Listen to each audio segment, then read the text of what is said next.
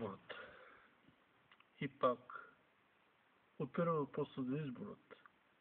Аз и той. Аз и Бог. Отречи се от своите приятели.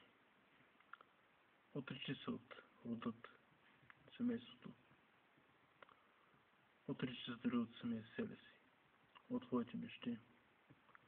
От бъдещето, както го виждаш. Как? Накъде съм аз?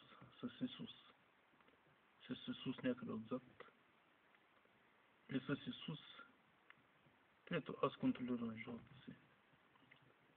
Доколко познавам Исус, доколко съм си позволил да го познавам не като приятел, а като Бог, цар, владетел, господар.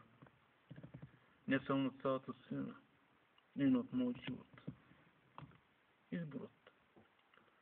Остави всичко и всички и следвай мен.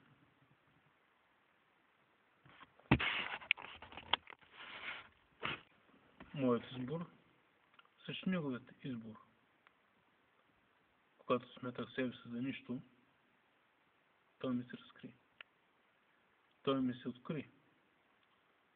Тогава беше лесно да се отрекава от себе си, защото нищо, почти нищо не ми струваше. А сега? Да, сега ще ми струва всичко. Авторитета, на който държа в себе си в църквата. Крехкото доверие между мен и най-близко ми човек, който ме обича. Моето самозаявяващо се его, че аз по някакъв начин съм полезен на околните. Но аз знам, че дори дипломата, която имам в църквата, не ме прави по-праведен от другите.